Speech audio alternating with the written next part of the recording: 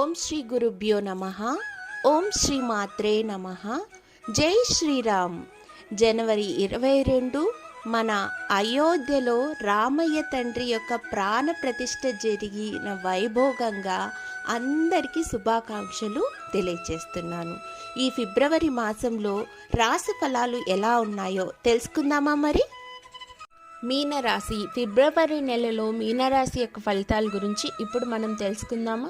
ఈ నెలలో మీ ఆర్థిక పరిస్థితి మెరుగుపడుతుంది మరియు మీ ఆదాయాలు పెరగడంలో మీకు ఉపశమనం అనేది పొందుతారు.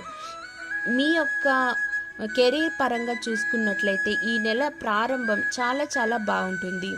అంగారకుడు మరియు శుక్రుడు మీ 10వ ఇంట్లో ఉండటం వల్ల మీ పని మిమ్మల్ని నిపుణులుగా మార్చడానికి, 10 మందిలో మిమ్మల్ని గుర్తింపుగా నిలబెట్టడానికి, పేరు ప్రఖ్యాతులు పెరగడానికి చాలా అనుకూలంగా ఉండబోతోందనే చెప్పాలి. మీరు మీ పనిపై చాలా శ్రద్ధ చూపుతారు. అయితే మీరు ఇతరులతో కబుర్లు చెప్తూ కొంత సమయం గడిపినా కూడా మీకు రావాల్సిన క్రెడిట్ మీకు వచ్చేస్తుంది. విద్యార్థుల గురించి మాట్లాడుకున్నట్లయితే ఈ నెల ప్రారంభంలో బాగుంటుంది. సూర్యుడు మరియు బుధుడు యొక్క కలయిక బుధాదిత్య యోగం ఏర్పడడానికి దారితీస్తుంది. మరియు మీ 5వ ఇంటి వారి అంశం మీద చూస్తే విద్యకు సంబంధించి మంచి ఫలితాలను ఇవ్వబోతోంది. మీరు మీ విద్యలో మీరు ఊహించిన దానికంటే మెరుగైన ఫలితాలను అయితే పొందుతారనే చెప్పాలి. ఈ నెలలో కుటుంబ జీవిత పరంగా ఈ నెల మీకు చాలా సగటుగా ఉండబోతోంది.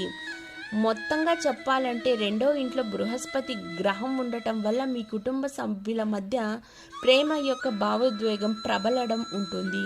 కుటుంబ సభ్యుల మధ్య మంచి పరస్పర అవగాహన ఉంటుంది మరియు సభ్యులందరూ తమ బాధ్యతలను మంచి మార్గంలో నిర్వర్తిస్తారు.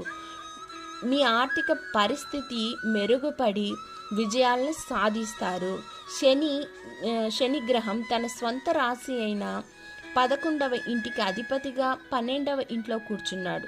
అతని కారణంగా కొన్ని ఖర్చులు అనేటివి పెరుగుతాయి.